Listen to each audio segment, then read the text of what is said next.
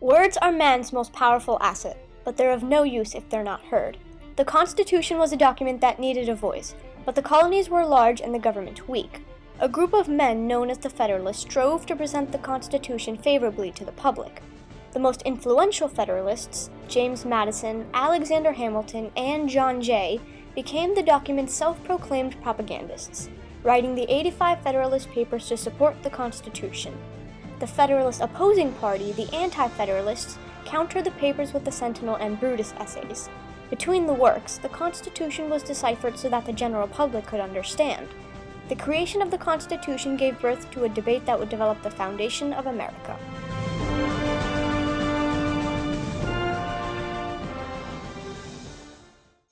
Primarily consisting of the wealthy class, the Federalists supported centralized government stipulated by the Constitution.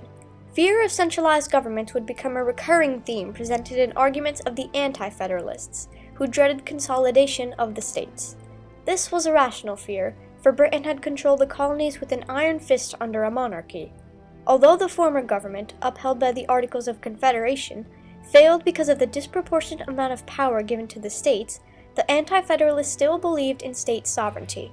Robert Yates, writing as Brutus, neatly summed up their fears with his words, "But remember, when the people once part with power, they can seldom or never resume it again, but by force."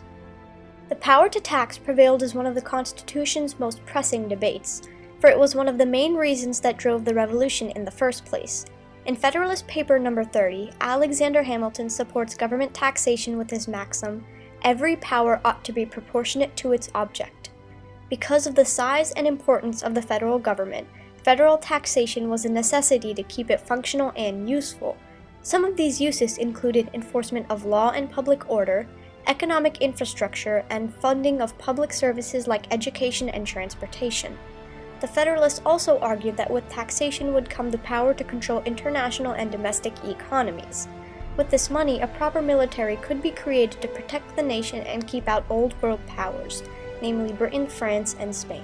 However, the Anti-Federalists believed differently, reasoning that states should retain the power to tax.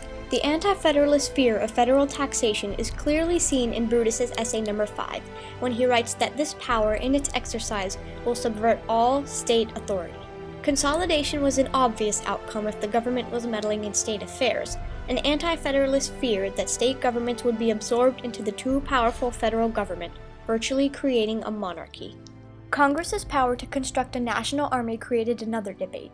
In Federalist Paper 29, Hamilton argued that controlling the militia was a natural incident to the duties of superintending the common defense and of watching over the internal peace of the Confederacy. Since most of the country's foreign debts had not been paid, America was in danger of incurring its creditors' wrath. With a centralized army, Hamilton believed the United States could defend itself from such possible attacks. Contrary to Hamilton's view, the Anti-Federalists believed that a free republic did not require a standing army, only the support of its citizens. As William Bodman, an Anti-Federalist, pointed out in a Massachusetts ratifying convention, oppression was inevitable if an army came knocking to collect taxes. With the president as commander-in-chief of the army, it seemed that the states had no power to resist the government. Especially alarming to the Anti-Federalists was Congress's authority to raise an army even in times of peace.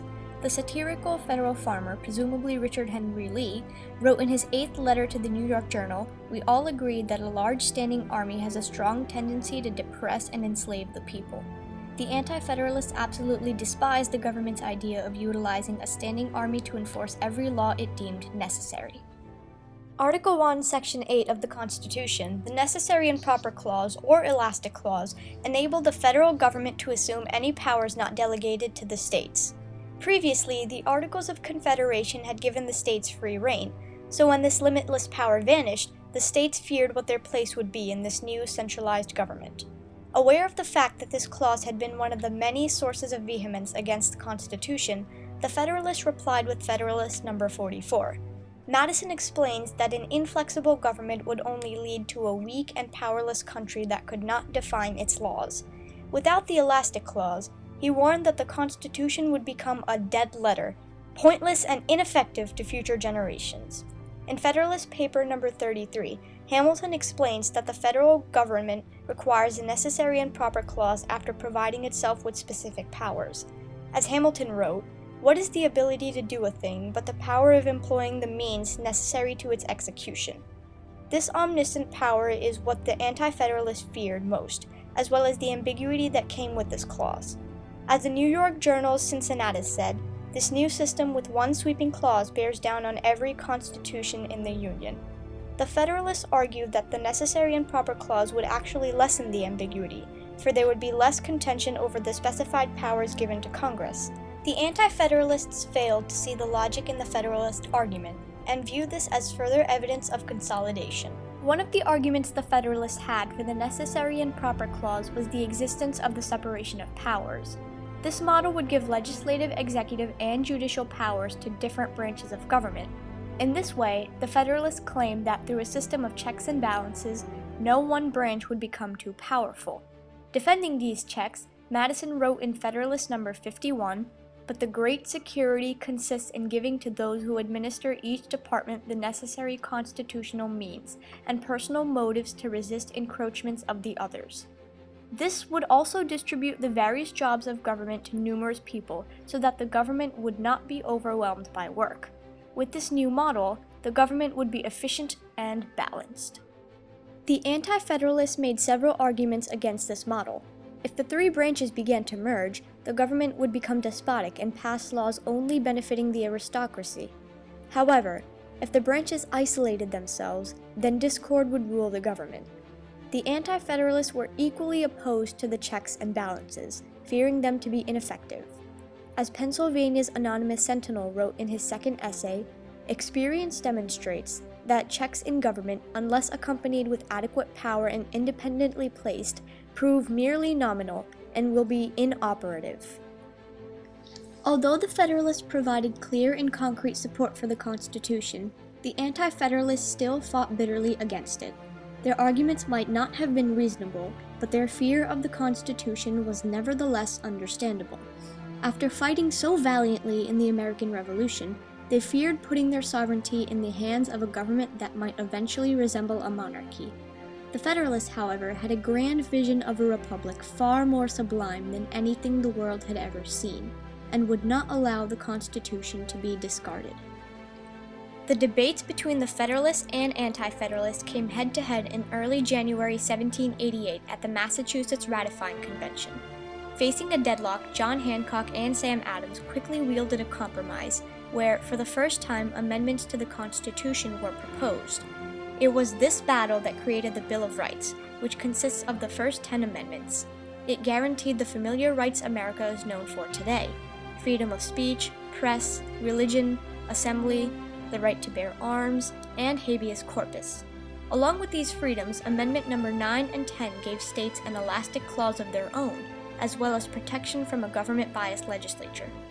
Many of these freedoms had been proposed during the debate in essays such as Letters from a Federal Farmer. Now, they had become the law of the land. Debate is more than just pointless arguing. As the debate over ratification demonstrates, it is conflict that leads to the creation of new ideas. Furthermore, the Constitution and its amendments greatly influenced diplomacy worldwide by serving as an example for other charters, including Mexico's 1824 Constitution and the UN's Universal Declaration of Human Rights.